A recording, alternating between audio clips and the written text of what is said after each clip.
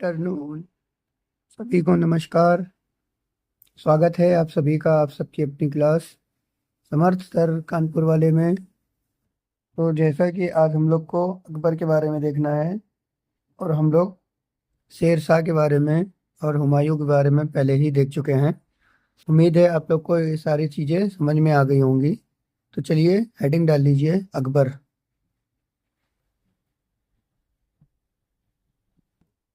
अकबर अकबर कब से कब तक का रहा था? तो ये रहा था 1542 से 1605 ईस्वी तक। इसको हम लोग को देखना है। अगर क्वेश्चन आता है कि अकबर का जन्म, तो जन्म इनका हुआ था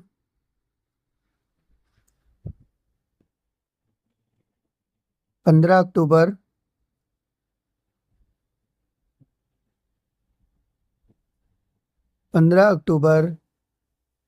1542 ईस्वी को। इनकी माता का नाम था हमीना बानो बेगम। अगर क्वेश्चन आता है कि इनका जन्म कहाँ हुआ था, तो इनका जन्म जो हुआ था महल में हुआ था, राणा वीर साल के महल में। कहाँ पर हुआ था? अमरकोट के थे वो। अमरकोट अमरकोट के राणा वीर साल इनके महल में।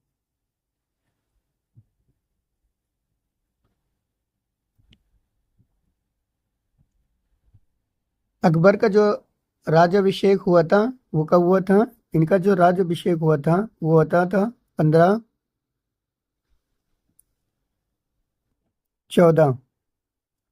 14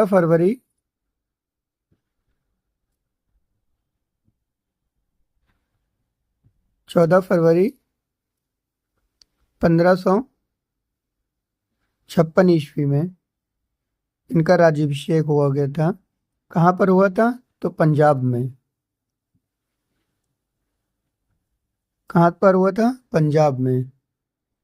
पंजाब में भी अगर पूछा जाता तो पंजाब में कहाँ पर? तो पंजाब में हुआ था कलनौर में। कलनौर स्थान है, वहां पर हुआ था राज्याभिषेक।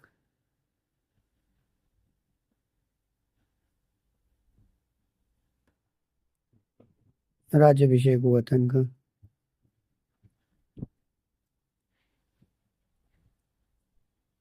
अगर क्वेश्चन आता है कि इनके गुरु या इनके शिक्षक कौन थे, तो इनके शिक्षक जो थे, जिन्होंने इनसे शिक्षा प्राप्त करी है, वो थे अब्दुल लतीफ। अब्दुल लतीफ ईरानी। अब्दुल लतीफ ईरानी, ये जो इनसे इन्होंने शिक्षा प्राप्त करी है।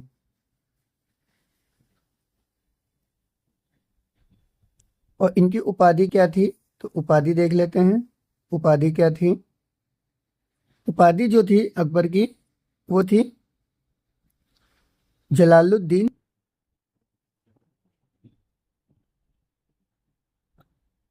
जलालुद्दीन मोहम्मद मोहम्मद अकबर अकबर बादशाह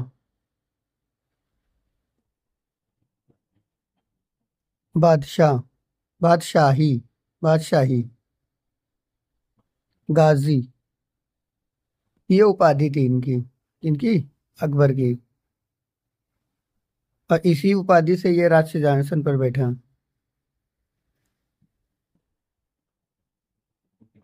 इस उपाधि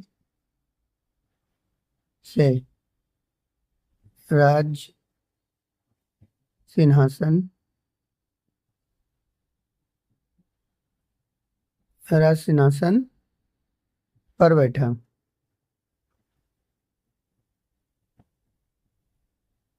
ठीक है, समझ में आ गया आप लोगों को यहाँ तक? नोट डाउन कर लीजिए जल्दी से, नहीं स्क्रीनशॉट लेते रहिएगा। अगर क्वेश्चन अब आता है कि अकबर का संरक्षक कौन था, तो संरक्षक जो था, संरक्षक था बैरम खां। कौन था? बैरम खां। बैरम खां इनका जो था संरक्षक था। और कब से कब तक का था? वो था 1556 से 1556 से 1560 ईस्वी तक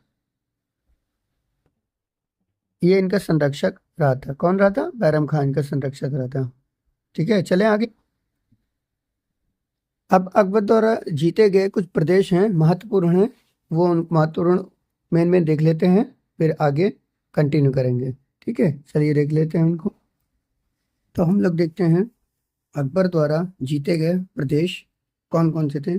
तो आप लोग भी एक ऐसे रोड चार्ट टाइप का बना लीजिए कि एक तरफ प्रदेश कर लीजिए, एक तरफ शासक कर लीजिए, फिर उनका वश कर लीजिए, और जो मुगल सेनापति कौन थे वो कर लीजिए। तो आप लोग को थोड़ा सा रिवीजन करने में इजीली रहेगा। तो चलिए देखते हैं कौन कौन कैसे कैसे थे। तो सबसे पहले प्रदेश, फिर उनके शासक, वर्ष और मुगल शासक। तो प्रदेश कौन सा था? मालवा। मालवा में शासक कौन सा? बाज बहादुर। और वर्ष तो कौन सा था? 1561 में। मुगल सेनापति कौन था? अवध खां और पीर मोहम्मद, ये जो थे सेनापति थे। फिर उसके बाद जो हम लोग क्या देख रहे हैं, अकबर द्वारा जीते गए प्रदेश, कौन कौन से प्रदेश अकबर ने जीते थे वो हम लोग देख रहे हैं। चुनार, चुनार में शासक कौन सा था? अफगानों का शासक था। वर्ष कौन सा था? 1562 था। और मुगल सेनापति जो था अब्दुल खां था। इसी प्रकार एक प्रदेश उन्होंने जीता, गोंडवाना। गोंडवाना में शासक था वीर नारायण और दुर्गावती। वीर नारायण और दुर्गावती 1564 ईस्वी में जीता था इसको। और शासक थे आशफ खां और स्वयं अधीनता। इन्होंने स्वयं अधीनता स्वीकार कर ली थी। किसने? आशफ खान ने। उसके बाद जीता इन्होंने आमेर को। आमेर को जीता। आमेर में जो शासक था भारमल था, और ये जीता था 1562 ईस्वी में। और इसको स्वयं स्वीकार कर लिया गया था। इसमें कोई सेनापति कोई कुछ नहीं था, इसको स्वयं स्वीकार कर लिया गया था। उसके बाद था मेड़ता। मेड़ता में जो शासक था जयमल था। 1562 में इसको भी जीता था। इसमें जो था सरफरुद्दीन, जो सेनापति तो कौन था? सरफरुद्दीन था। इसी क्रम में मेवाड़, मेवाड़ को जीता। मेवाड़ में उदय सिंह और राणा प्रताप दो लोग थे, शासक थे। तो उदय सिंह को 1578 में और राणा प्रताप को 1576 में, सॉरी उदय सिंह को 1568 में और राणा प्रताप को 1576 में जीता था। और जो उदय सिंह था, उदय सिंह में स्वयं अकबर थे, और राणा प्रताप जो था उसमें मान सिंह और आसफ खां थे। ये दोनों सेनापति थे जब उन्होंने जीता था मेवाड़ को। मेवाड़ को जीतने के बाद इन्होंने रणथंभौर को जीता। रणथंभौर जानते होंगे, राजस्थान में पड़ता है रणथंभौर। रणथंभौर में जो था वो था सूरज नहाड़ा। सूरज नहारा ये थे 1569 में जीता था इसको। और इस समय इनके सेनापति जो थे भगवान दास और अकबर स्वयं थे। भगवान दास और अकबर थे। ठीक है, इन्होंने कालिंजर को भी जीता। कालिंजर में जो थे शासक था रामचंद्र था। और ये जीता था 1569 में। इसमें जो सेनापति था मजनू खां और काक शाह, दो सेनापति थे इनके। इसके बाद इन्होंने अकबर ने जीता था मारवाड़ को। मारवाड़ को जीतने के समय जो शासक था वो था राव चंद्रसेन। कौन था? राव चंद्रसेन। 1570 में जीता था इसको। इसे स्वेच्छा से अधीनता स्वीकार कर ली गई थी। स्वेच्छा से मतलब कोई लड़ाई झगड़ा कुछ नहीं हुआ, तो इन्होंने स्वेच्छा से अधीनता स्वीकार कर ली थी। इसी प्रकार जैसलमेर, जैसलमेर में रावल हरि रॉय थे। 1570 में इसको भी जीता। इसको भी स्वाधीनता से स्वेच्छा स्वीकार कर ली गई थी, इसको में भी कोई दिक्कत नहीं होता। इसी प्रकार बीकानेर था। बीकानेर ये सब जानते होंगे आप लोग, राजस्थान में पड़ते हैं सारे। कल्याण मल थे और 1570 में इसको भी स्वेच्छा से इसकी अधीनता स्वीकार कर ली गई थी। इसी क्रम में गुजरात को जीता, और जो गुजरात को जीता था उसमें मुजफ्फर खां शासक था और 1571 में जीता था इसको। इसमें जो सेनापति था खाने आजम सम्राट अकबर। कौन था? खाने आजम सम्राट अकबर, ये थे इसके सेनापति। इसी क्रम में बिहार और बंगाल, बिहार और बंगाल को जीता, जिसमें शासक था दाऊद खां। शासक कौन सा था? दाऊद खां, जिसको 1574 से 76 में जीता था। 74 से 76 में जीता था, जिसमें मुनीम खां और खान खाना ये थे। मुनीम खां और खान खाना ये थे सेनापति। इस क्रम में काबुल, काबुल को जीता। तो काबुल में जो शासक था हमीद खां, 1581 में जीता, और इसमें सेनापति थे मान सिंह और अकबर स्वयं थे। कश्मीर को भी जीता। कश्मीर में यूसुफ याकूब खां थे शासक, इनसे जीता था 1586 में। इसमें जो थे सेनापति भगवान दास और काशिम खां। उम्मीद है ये सारी चीजें आप लोग को समझ में आ रही होगी। स्क्रीनशॉट लेते रहिएगा, नहीं नोट डाउन करने में तो आप लोग को टाइम लगेगा।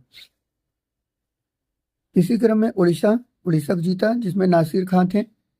नासिर खां उसको जीता था 1592 में, और इनके समय जो थे सेनापति मान सिंह। सिंध को भी जीता। सिंध में जानी बेग थे, 1593 में जीता था इसको, और अब्दुल रहीम खान खान थे। बालूचिस्तान को जीता, जिसमें पन्नी अफगान थे, 1595 में जीता, और मीर मासूम इनके सेनापति थे।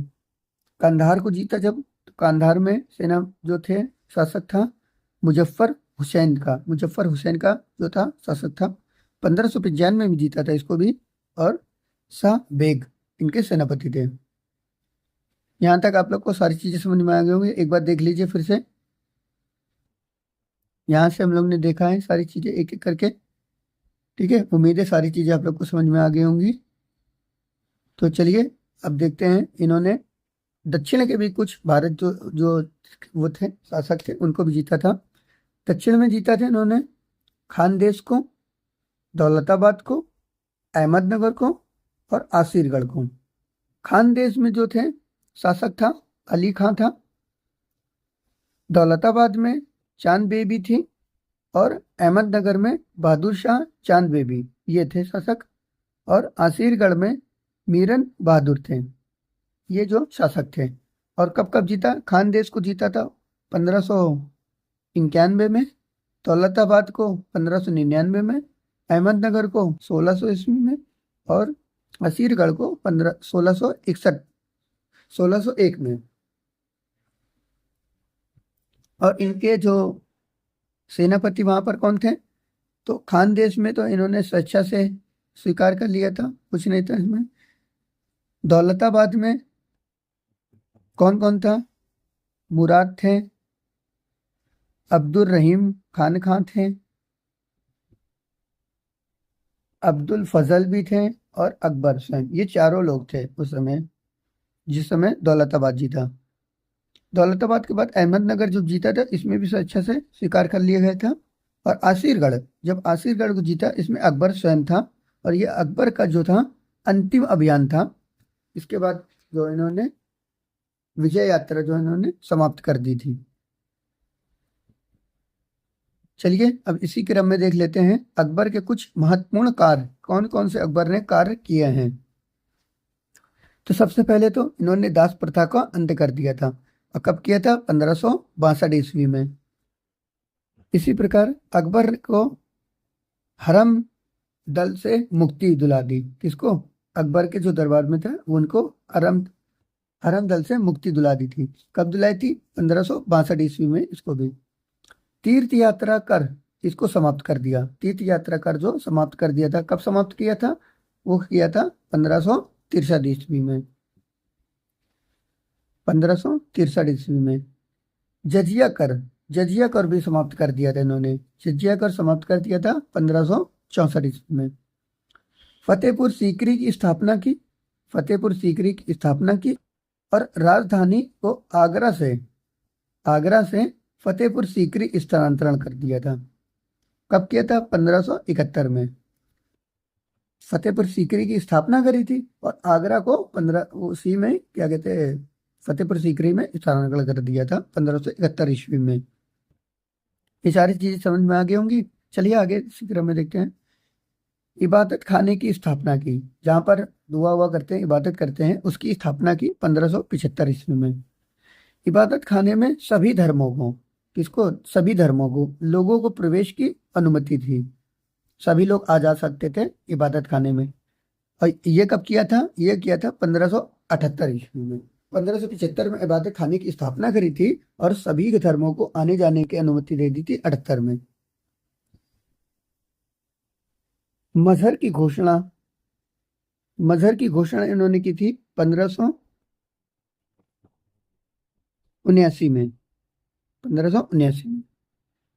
दीन इलाही की स्थापना, आप लोग सभी लोग जानते होंगे, इन्होंने दीन इलाही की स्थापना की थी। वो कब करी थी? 1582 ईस्वी में दीन इलाही की स्थापना की थी। इलाही संवत की भी स्थापना इन्होंने की थी। इलाही संवत की शुरुआत कब करी थी? इन्होंने शुरुआत करी थी 1583 ईस्वी में। और राजधानी को लाहौर स्थानांतरण भी किया था इन्होंने। पहले आगरा से सीकरी स्थानांतरण किया, सीकरी से अब कहाँ स्थानांतरण कर दिया था? लाहौर में। लाहौर स्थानांतरण कब किया था? 1585 ईस्वी में। तो उम्मीद करते हैं यहाँ तक आप लोग को सारी चीजें समझ में आ गई होंगी अच्छी तरीके से। अब आगे इसी क्रम में आगे कल अकबर के बारे में और चीजें जो हैं वो देखेंगे। तो चलिए कल की क्लास में मिलते हैं। आज के लिए बस इतना ही। जय हिंद।